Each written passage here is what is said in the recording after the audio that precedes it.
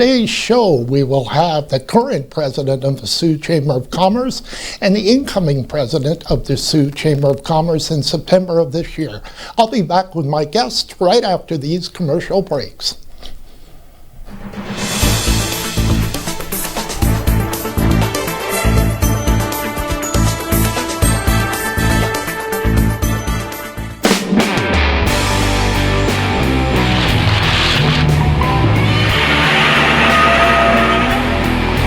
They're coming to get you, Barbara.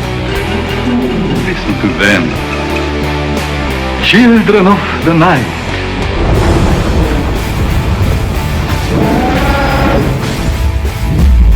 Alive! He's alive!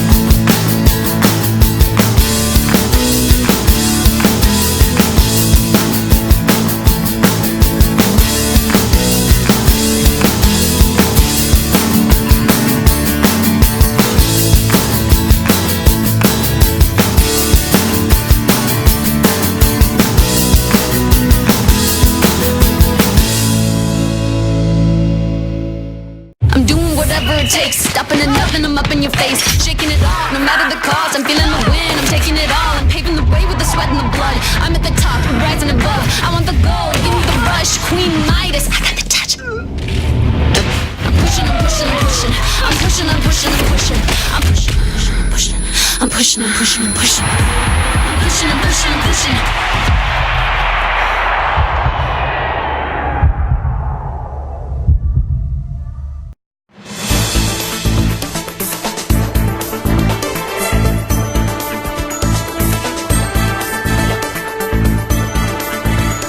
Welcome back to ONNPoint. I'm Andy Martins, and it gives me great pleasure to welcome Don Mitchell, the current president of the Sioux Chamber of Commerce, to the show.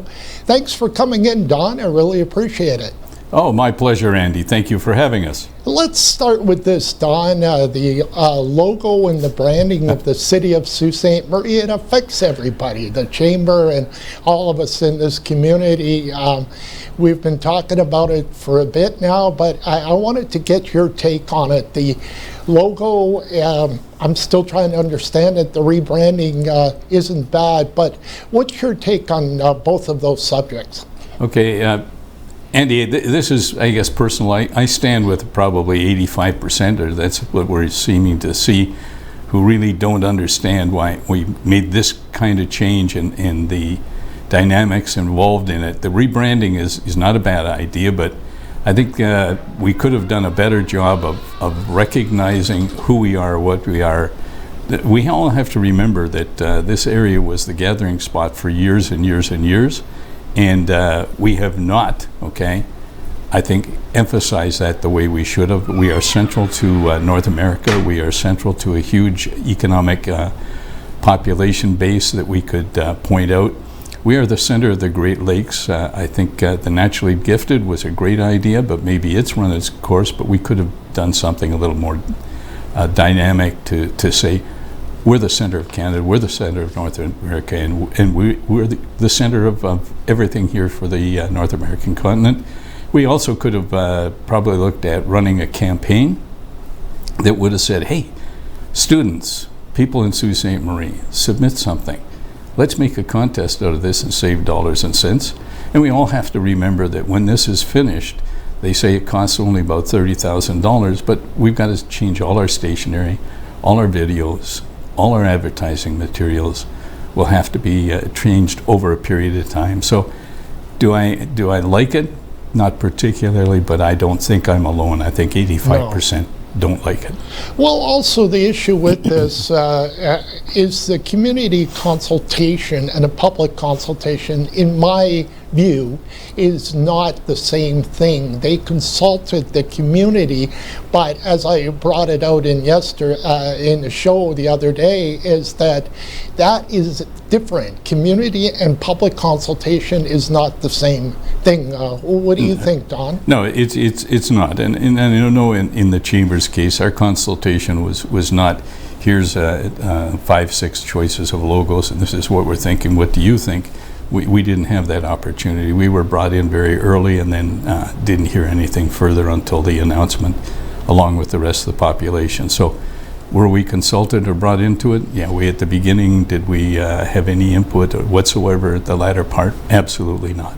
I'm just wondering whether they did it that way because they knew already the town of Whitby had problems with the way the public was thinking on the logos. So maybe that community consultation was there for a reason. You know, it's funny that one of the toughest things to do in life is when you make a mistake, which we all do. I've made tons in my life, is admitting to those mistakes and saying, okay, look, I'll correct it. This isn't what should have happened. Maybe we can take another path and let's take a look at it. I take my hat off to Whitby. They obviously did that. They listened to what their population said. Right. Let's move on, Don. I know the Port of Algoma is a very important topic since you are the spokesperson for the Sault Ste. Marie Chamber of Commerce. The Port of Algoma is a very important topic for the Chamber. Yeah, it is. And if you go back to the original election back 5 years ago where the mayor came on and the council came on and everybody talked about it, our MPP when he was brought into the fray and our MP, all of them said the most important infrastructure project here in Sault Ste. Marie was going to be the new port, the Port of Algoma. I had the pleasure of working on the transportation infrastructure project for the last 12, 14 years. And it's so important for this community that we have an independent dock available to accommodate every business that needs to be taken care of here in Sault Ste. Marie. We've strived for years to get that independence. We were there. We spent $5.3 million on surveys with the provincial government paying the majority of the dollars and cents. And we were very fortunate to have the First Nations consultation go well, and they agreed where we were heading, and the environmental was done. But in the last, since CCAA, it has stagnated and died somewhat. And that shouldn't have been the case. I've fought for this to continue to be worked on during the time that Algoma was in CCAA. We did not. We stopped, and I believe that's hurt us. It's put us behind. We could have been running in parallel.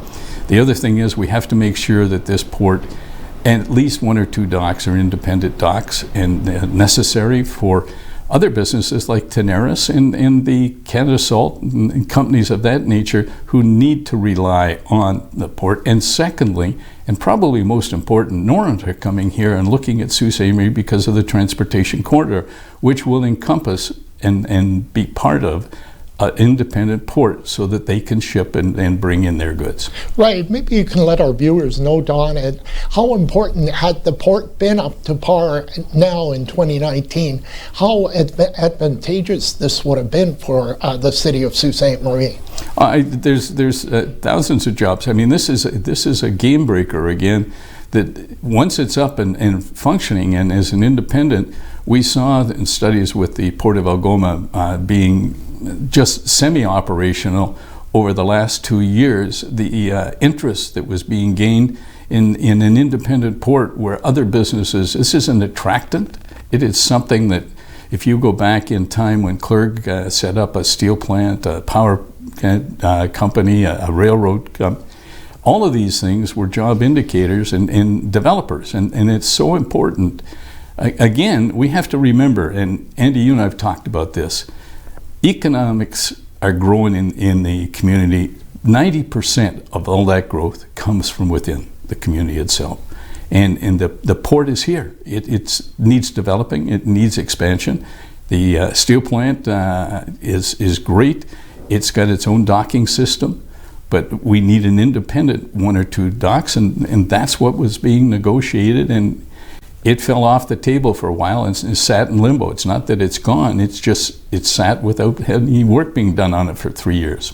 Right, it's kind of all those years that have gone by, it's sort of like a missed opportunity. Well, it is. The other thing that's bad, they're looking at revamping it and getting it going, but they haven't reached out to the people who've been involved and put together a project that spent $5.3 million to make sure that we had all of the information necessary to move forward, and none of that original committee, yours truly included, have even been approached or talked to, so that knowledge is lost. I mean, Right. So that's the way it is. How is the chamber feeling about this term of mayor and council in general, about the business climate and other things? Is that a positive feeling, or how is the chamber feeling about the next 3 years? Andy, I'm an optimist. Okay, I don't always agree with council, and I can tell you, council and the mayor don't always agree with me. That's fine. I have no problem with that. What we have to understand and what we have to do as a community, and I don't think we do it to the best of our ability, and that is work together openly. Disagreements are not a bad thing.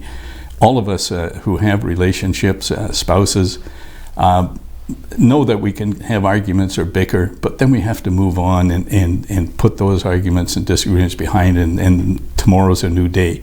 I like a lot of the councillors and the mayor, I think they're all very intelligent and very dedicated people. Are we always going to agree? No, but we have to work together, and we have to listen to each other.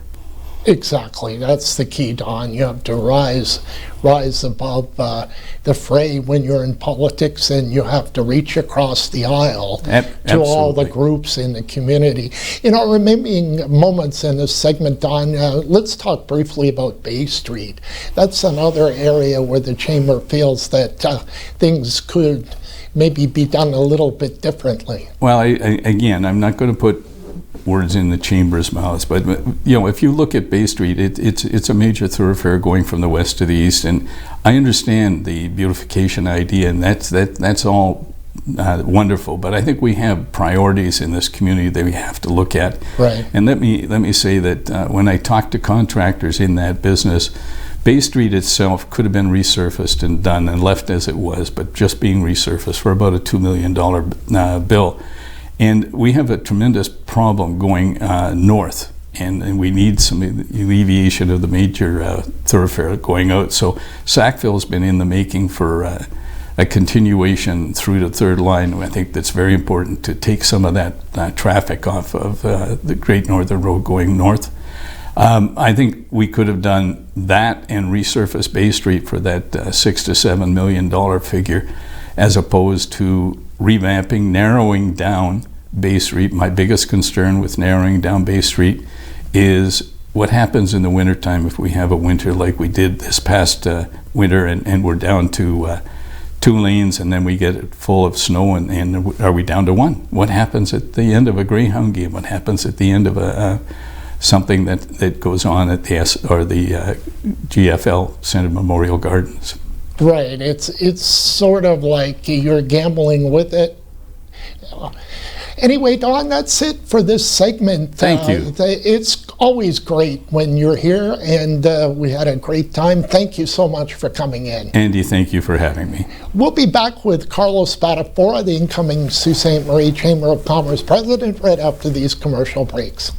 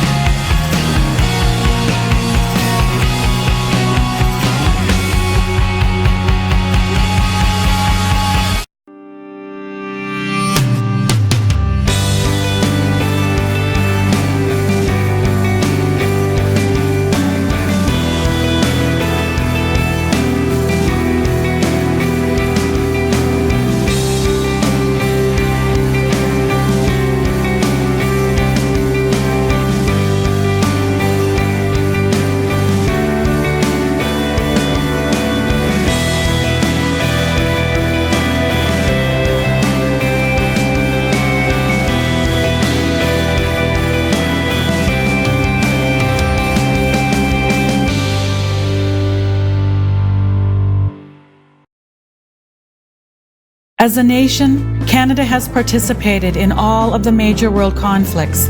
In the Sioux area alone, over 10,000 men and women have enlisted in the Canadian Armed Forces. The Veterans Commemorative Monument aims to cement the legacy of the Canadian Armed Forces in stone.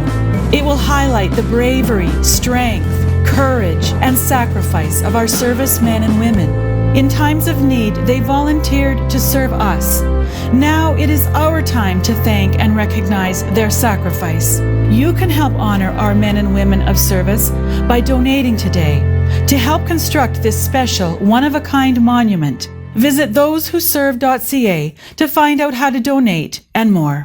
Welcome to the Machine Shop, our historic venue and gathering place for friends and family. Built in 1899 on the site of a Northwest Company trading post. Today we are a go-to venue hosting many expos, concerts, weddings, and more. While you're here, choose one of our dining experiences. Enjoy a quiet dinner at the Mill Steakhouse and Wine Bar, watch a game and try wood fire oven pizza and local draft at the Boiler Room, or treat yourself every day to gelato and local coffee at the Gelato Mill. For more information on the Machine Shop, visit machineshopinc.ca.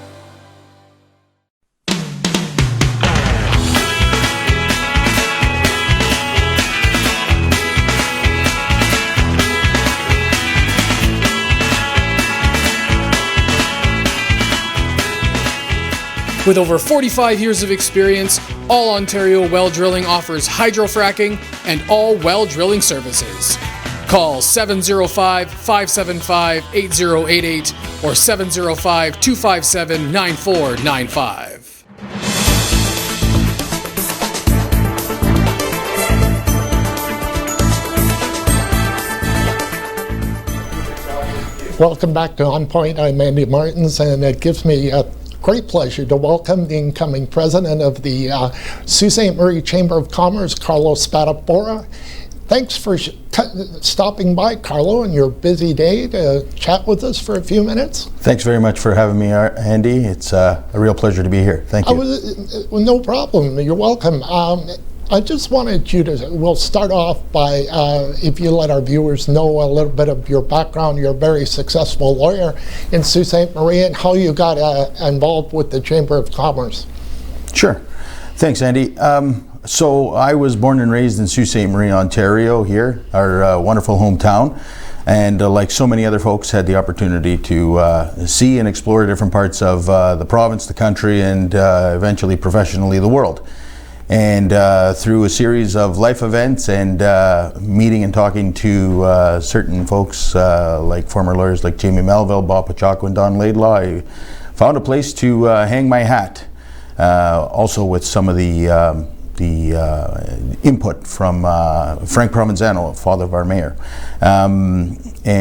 So had the opportunity to come back, and through the course and the style of work that I do, which is corporate commercial, helping out businesses and individuals, had the opportunity to intersect with the Chamber through former President Paul Johnson, one of my partners, and had the opportunity then to find myself here today. Awesome. Is there any skills that you find that you're currently the Vice President of the Sault Ste. Marie Chamber of Commerce? Is there any skills that you use?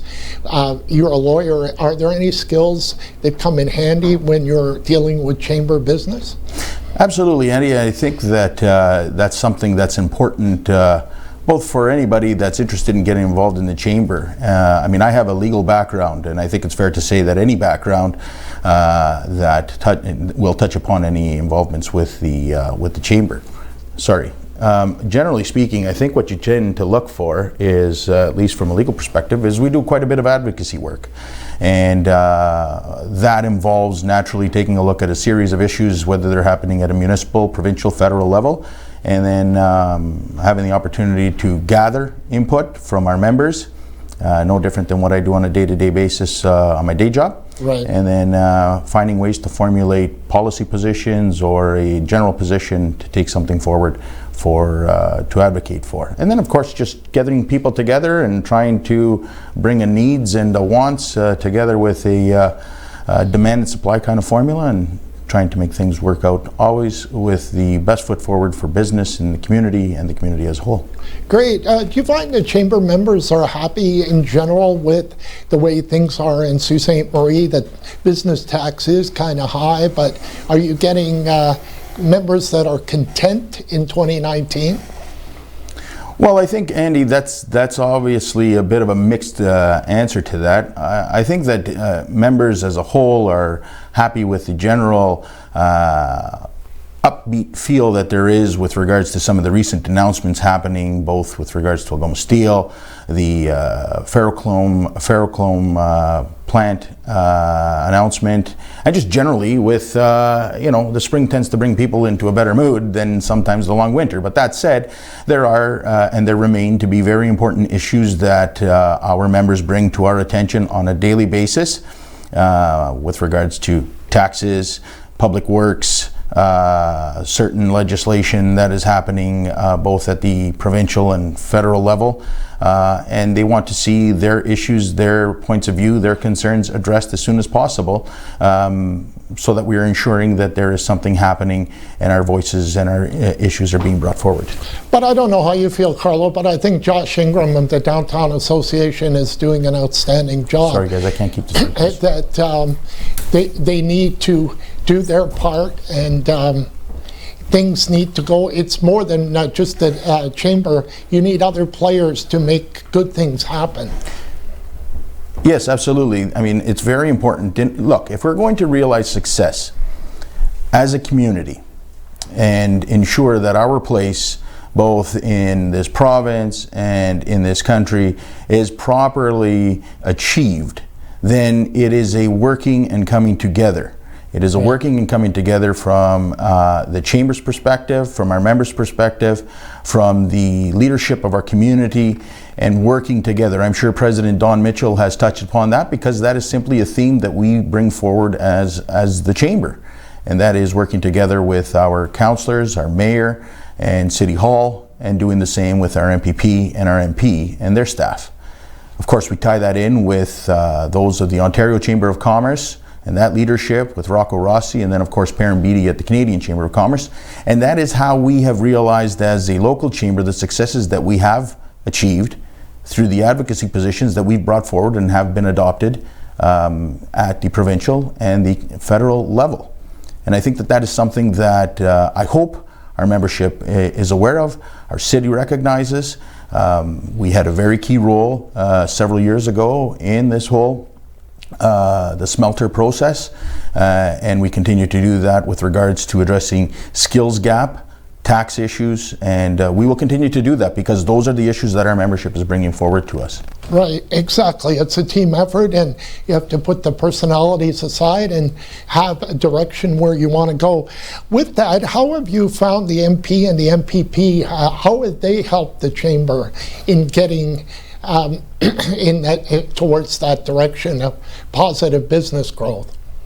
Well, I think, I take, Andy, that the question is directed to the MPP and the MP's role, and I think it's important to recognize the mayor's role as well. That's right, yeah. The three have to be working generally in lockstep, not necessarily seeing things eye to eye, because that is the beauty of our democratic process. But the reality is that working with Terry, Ross, and Christian at different levels with regards to similar, the same, or different issues is critical. Ross has been very open. We have had the opportunity to meet down in Toronto and discuss a variety of issues that touch upon our local chamber members' issues, and then of course translating those at the level in Toronto.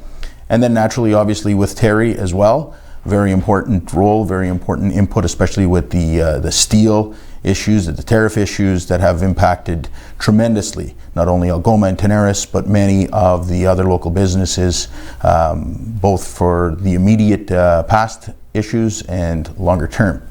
And then we coupled that all together, and we had a very good, constructive meeting, Don Mitchell and myself, with our mayor shortly after the election, to reaffirm and recommit a working relationship with the Chamber and the City of Sault Ste. Marie to move forward on critical issues. So all three have been very good. I consider all three of them friends, and I consider that while we may not agree on issues, or at least the path forward on things going forward in my coming mandate, I think it's going to be very important that we maintain dialogue and that we continue to pursue the best interest of the business community and the community as a whole.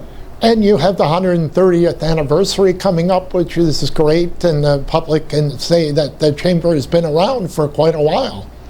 Absolutely. I think one of the key strengths of the Chamber is the recognition of its role and the recognition of its members. And I think that the 130th anniversary is a tremendous milestone. It pays tribute to those that have come long before us, probably dealing with a lot of the same issues, but perhaps at a different scope or in a different context. The reality remains the same, and I think that now is a time that we as a Chamber are taking a moment to pause, celebrate the existence of the Chamber for so long, celebrate our various members, past, present, and the future ones. The door is always open, and we have a lunch coming up next week. We have representation from the Ontario Chamber of Commerce coming in. We have our keynote speaker, Michael from Algoma Steel, and so we're very excited. And we have a series of events that we're going to be rolling out, and a couple of key initiatives that we are hoping that the various stakeholders that we deal with, our membership and the city, the province, and the federal government tune into and support on those initiatives. Wonderful. You're incoming president in about 3 months' time. What do you feel, Carlo, that needs to be done to increase the membership base of the Chamber of Commerce?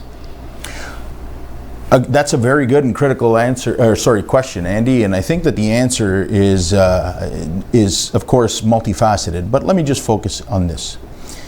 The key to the existence of any organization, whether a chamber or some of the very key social clubs that we have here in Sault Ste. Marie or in any city, is the engagement and the involvement of members. And that leads to growth. And being flexible not only to address the obvious issues and concerns that we as a chamber hear from our members, being taxes, public works, certain legislation, and how it's going to impact our members, but also the flexibility to represent not only the large businesses, but also what we like to refer to as the mom and pop stores or businesses. Corner stores have the same issues with regards to some of the key points that are brought to our attention as those that our major employers have. And so we must ensure that we are open, we are flexible, we are bringing the key issues that affect not only the large businesses but the smaller ones to the forefront, making sure that everybody is heard. And not only hearing, but also being able to decipher through the noise in order to bring forward what is good, strong, solid public policy for our community. And that's ultimately what we try to do as a chamber from the point of view of an advocacy mission. Wonderful. That's the key, isn't it? It's one brick at a time. It can't be done overnight. Absolutely. Patience, they say, is a virtue. And in this space with the chamber, we have to ensure that that is applied both from the point of view as an organization and from our members and our membership and the stakeholders we work with. Wonderful, Carlo. Thanks so much, and the best of luck when taking over the president of the Chamber of Commerce in September. Thanks for coming in. Thanks, Andy. I'll be back to wrap up the show right after these commercial breaks.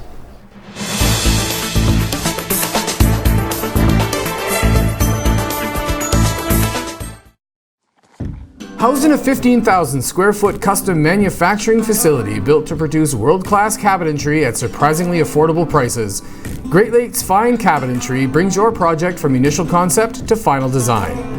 Proudly providing Northern Michigan and the Algoma region with quality hand-built cabinetry for the past 20 years. Located at 844 East 3 Mile Road, Sault Ste. Marie, Michigan, Great Lakes Fine Cabinetry, making your cabinetry dreams come true.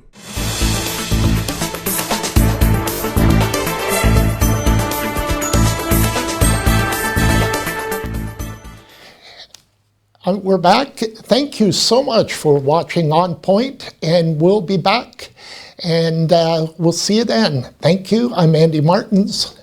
Have a great one.